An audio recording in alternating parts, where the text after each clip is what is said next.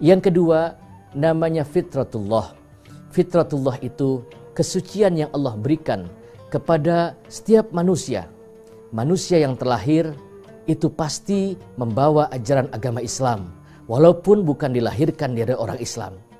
Maka ketika Rasulullah Muhammad SAW dimi'rajkan oleh Allah, Rasulullah Muhammad dipertemukan di langit yang ketujuh dengan Nabiullah Ibrahim alaihissalam. Di sana Nabiullah Ibrahim mengucapkan salam kepada baginda Rasulullah Muhammad. Assalamualaikum ya Muhammad, semoga keselamatan atas engkau ya Muhammad.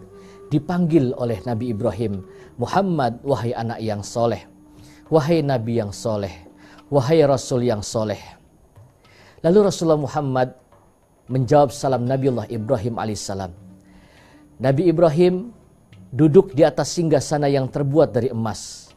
Dan Rasul Muhammad melihat di belakang Nabiullah Ibrahim alaihissalam banyak ruh-ruh yang warnanya hijau, bagaikan burung yang warnanya hijau.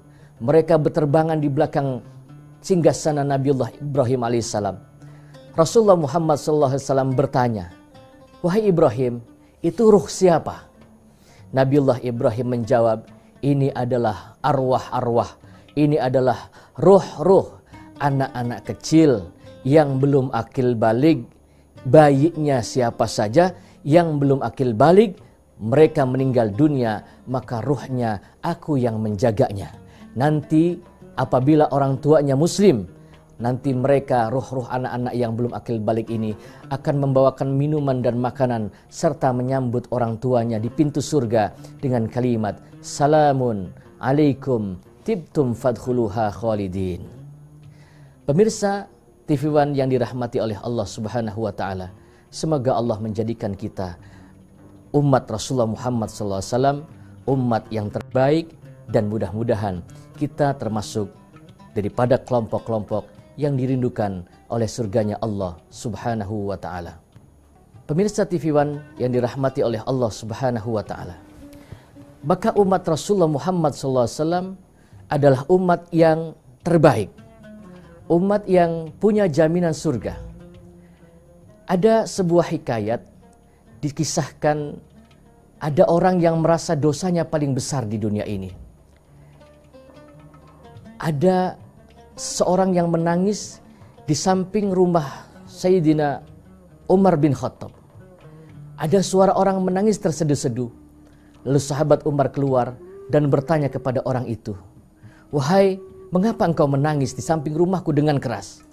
Orang itu menjawab, wahai Umar, aku adalah orang yang paling besar dosanya di dunia ini. Umar menjawab, apakah dosamu lebih besar daripada langitnya Allah? Orang itu menjawab, dosaku jelas lebih besar Umar. Lalu kata sahabat Umar, mari kita ke rumah baginda Rasulullah Muhammad untuk mempertanyakan, apakah dosamu bisa diampuni oleh Allah atau tidak? Lalu sahabat Umar membawanya ke hadapan baginda Rasulullah Muhammad SAW. Rasulullah bertanya kepada orang itu, wahai manusia, apa yang membuat engkau menangis?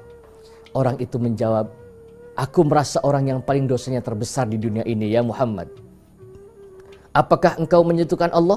Tidak. Apakah engkau membunuh? Tidak. Kalau tidak, niscaya dosamu akan diampuni oleh Allah Subhanahu wa taala. Tapi dosa saya lebih besar ya Rasulullah, dan dosa saya tidak akan diampuni oleh Allah. Ceritakan wahai anak muda, apa yang membuat engkau merasa dosamu tidak diampuni? Lalu anak muda ini bercerita di hadapan Rasulullah Muhammad.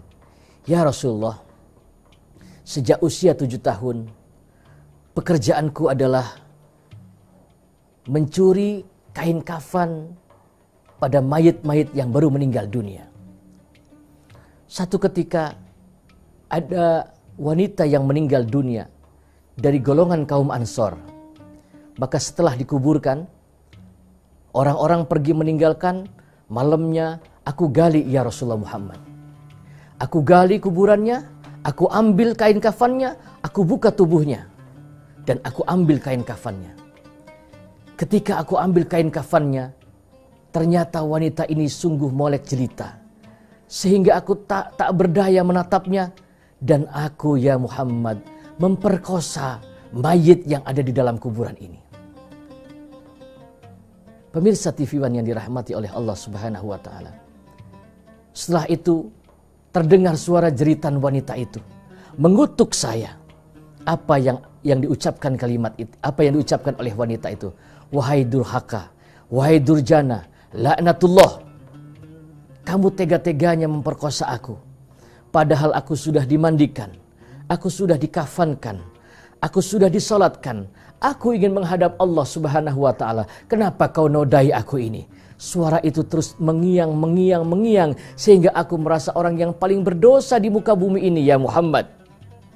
Mendengar cerita dari pemuda itu, Rasulullah Muhammad bangkit lalu menghardik, wahai pemuda, keluar kau dari hadapanku, tidak ada rahmat untukmu.